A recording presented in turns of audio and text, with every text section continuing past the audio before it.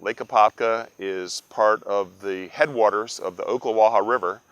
The water in Lake APOPKA flows north through the AB Canal into the Harris chain of lakes and continues to flow north up into the Ocklawaha River, which eventually joins with the St. Johns River. And all of this water flows north out into the Atlantic Ocean near Jacksonville.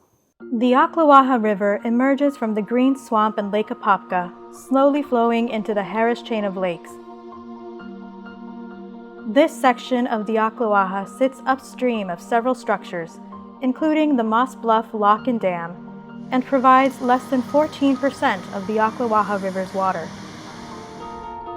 Approximately 66% of the Ocklawaha's water comes from Silver Springs, a group of 25 springs. A free-flowing Ocklawaha River is critical to restoring this famous spring system and state park. Silver Springs State Park, famous for its glass-bottomed boats, attracts hikers, kayakers, stand-up paddlers, and sightseers. Although it still reflects beauty and the real Florida, it could be brought back to its glory days. Silver River is different than just about any place in the world. I've been to about 35 countries and I've filmed all over. I come back home and find out my backyard is about as exotic as it gets. One, we have animals here from the Pleistocene swimming up and down the river. We also have a unique collection of springs in one place. There are very few places where you have 13, 14, 15 springs and several of the first magnitude. That means over 1 million gallons an hour coming out, just a huge quantity of water coming out of these springs. Well, I've been on this river since I was a little kid, and it has definitely changed. For people who just come here and ride a kayak, they think everything's perfect. But there's a lot wrong here. A lot of species that should not be here, and quite a few that should be here. We're missing striped bass, we're missing a number of other species, and a lot of other birds that used to come here. So a lot of things are gone now, and partly because of the Rodman Dam. So it's time just to complete the whole system, to make it all work as one big piece. Next, the Silver River intersects the darker waters of the Ocklawaha. The Ocklawaha River moves north as part of the Ocklawaha River Aquatic Preserve, the natural section of this magnificent river. Plants and trees are diverse, wildlife is plentiful, and due to the swifter, cooler river, aquatic weeds stay in check. There is no other river in America quite like the original Ocklawaha. Along the way, you encounter many of the historic steamboat landings, Colby, Connor, Gores, and many more. ERIKA, the second largest of the paddleboat stops for Colonel Hubbard Hart, was the birthplace of Captain ERIKA Ritter. As a young child, Ritter saw the crusher crawler machine destroy part of the large cypress forest near her river home. Growing up as a child on the river, I didn't have a boat, so I grew up on the banks. And we loved to take walks to the river. We always did that every day, got our chores done and took a walk. So the Cross Florida Barge Canal was a very large impact to our family, and we walked down to see what the latest destruction was. My mom cried on a stump that they cut down of a huge cypress tree without a boat growing up as teenagers. And even before we were, like 10, 12 years old, we would go to the boat ramps at ERIKA, the old ones that were still operating right on the river, and help people put their boats in, try to see if we could get a ride further up the river with our inner tubes to be dropped out to be floating down. Their also favorite thing was to be there when the fishermen came back and see what they caught and ask what they caught. So most people were out fishing for the panfish, the sunfish family, and bluegills and shellcrackers and redbreasts, some speckled perch fishing, which I was not aware of when growing up. When one fish I became aware of at a very young age that I didn't know existed in the river was the Atlantic striped bass. Across the river at ERIKA East, you will find the remnant pilings of the Cross Florida Barge Canal, as well as the ERIKA Spillway and Dam, which was never operated. JAYE BAILLIE, a Marion County native, reflects on the history and culture of the area. Early in the 19th century, the Silver and Ocklawaha rivers provided a magical steamboat route between Putnam and Marion County. Tourists began and ended their stays at beautiful hotels in both Ocala and Welaka. Other steamboats ventured even further up the Ocklawaha and now what's known as the Harris Chain of Lakes. Writers such as Modrican and Rollins, Sidney Lanier, and poet Samuel Taylor Coleridge wrote vividly about these waterways. In fact, Lanier described the river as one of the sweetest water lanes in the world. Artists still capture the beauty through photographs, music, poetry, and so much more. ERIKA is the start of the impounded river, the point where visitors can visibly begin to see the significant impacts from the dam. The tree diversity diminishes, the banks disappear behind the high waters, wildlife sightings are fewer, flow slows, and tours are often blocked by a river clogged with massive invasive aquatic plant islands. 20 springs have been drowned from the waters behind the dam. I have been a bass fisherman my entire life. Not just a bass fisherman, a competitive tournament bass fisherman. I have fished on Rodman Reservoir many times. I've won tournaments there. I've won big fish in tournaments there.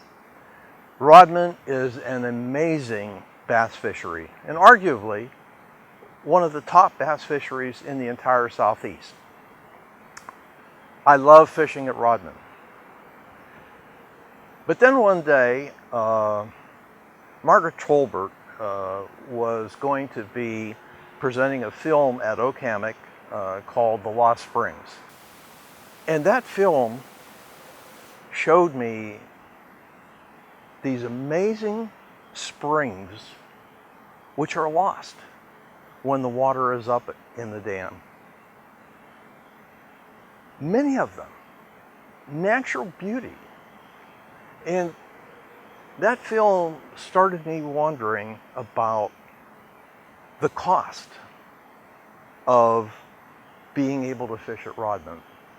And then Margaret invited my wife and I to spend a day with some other folks on Rodman, actually the day before the drawdown was to come back up.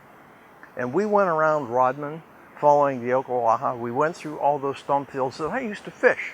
They were underwater then. And we went all the way up the Ocklawaha and we stopped at some of those lost springs.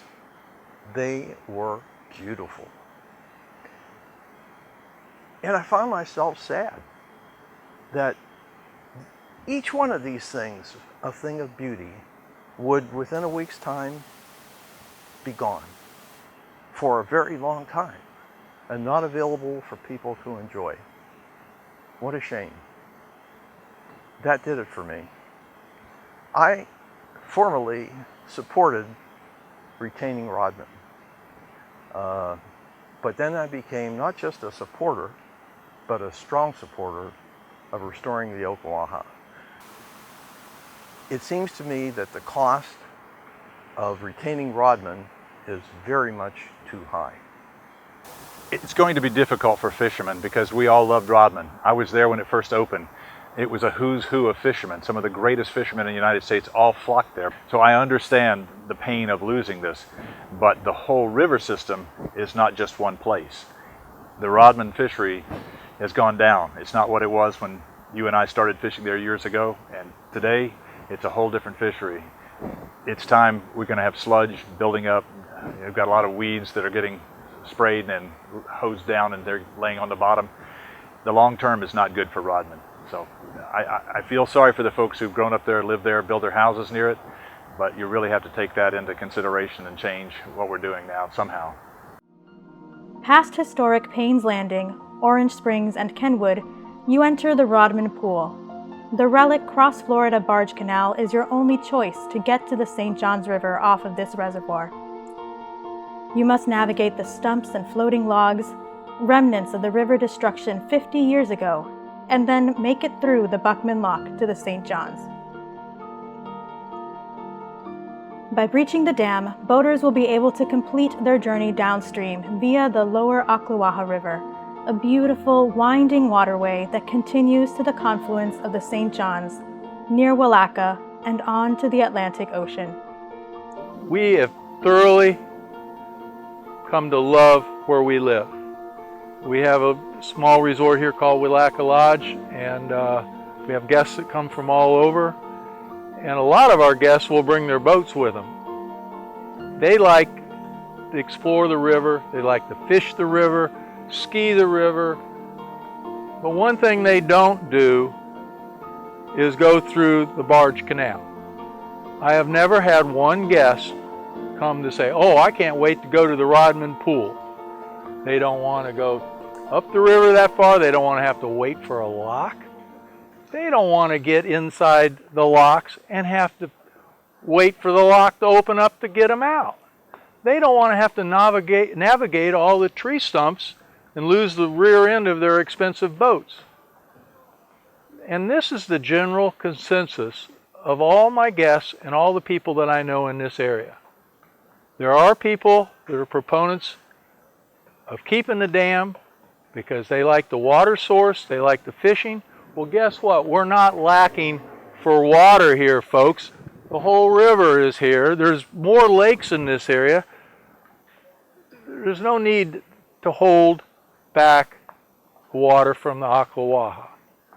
What we need to do is be able to get in our boat, go up the Ocklawaha, which is just right over there by channel marker 52, take a hard right and go all the way to the Silver River.